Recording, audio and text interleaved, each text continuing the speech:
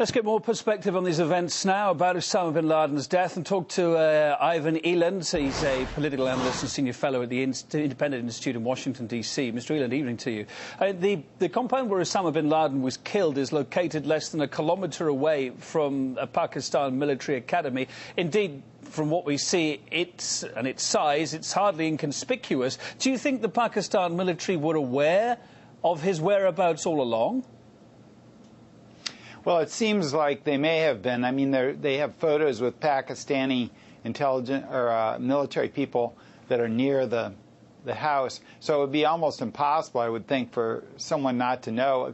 He's a 6'6" person, which I realize that's not in European measurements, but he's very tall for that part of the world. I mean, he's a giant. And so it would be very difficult to stay inconspicuous. I guess the old adage that if you hide something in plain sight, no one sees it. But the United States has tremendous intelligence capabilities and spends hundreds of billions of dollars on intelligence, and it took the United States government 10 years to get bin Laden, find out where he was. And I guess it's great that they found him, but it has taken a while. I guess the question I'm trying to get to, do you think they could have found him sooner?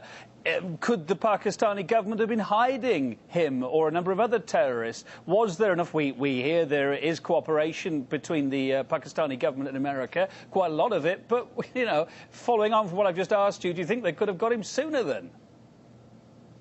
Well, I think there's some possibility that the Pakistani government was saving him as the ace in the hole because they knew that's what the United States wanted. And if the United States gets him, they may be less willing to provide billions of dollars of aid and other support to the Pakistani government. So I think the United States has always been a victim of Pakistan supporting the Taliban under the table and perhaps even hiding bin Laden simply because they're manipulating the United States in that part of the region. And the timing of this, if we're asking the question why now, of course the killing of bin Laden coming shortly after President Obama launched his re-election campaign, it is going to give him a boost. Do you think there could be some links between bin Laden's death today, over the last 24 hours anyway, and Obama's presidential ambitions, is what some of our guests have been saying today?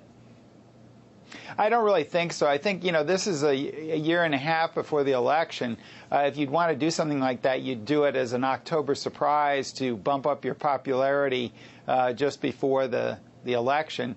And I think they probably just genuinely found him. Intelligence work is inexact, and it takes a lot of piecing together of things. I don't see it as political. I think the real question is, will this have an effect on the terrorism? And as your lead-in piece said, it's a double-edged sword, and most Americans are unwilling to even entertain the fact that the United States government has done things in the Muslim world which these terrorists don't like. And so you can't really get rid of an insurgency or a terrorist group by simply killing. And even David Petraeus, the U.S. commander in Afghanistan, has said you can't kill your way out of an insurgency. The same applies to terrorism. You have to remove the underlying source of the grievance. And in this case, the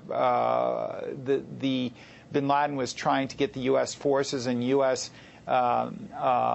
meddling out of the Muslim world. And most Americans aren't aware that their government does that sort of thing, and so it comes as their response is a nationalistic one, that he's been punished for his work in his perpetration of the 9/11 incident, which is true and is cause for celebration. But I think the United States in the long term has to ask itself, and the people here have to face up to the fact that perhaps the U.S. government is causing terrorism as much as fighting it. Ivan, briefly, as I can, I just really wanted to ask you, the big question, what now? I mean, the U.S. has already issued a worldwide travel warning, fearing immediate retaliation from bin Laden supporters. Has this death opened up a whole new can of worms?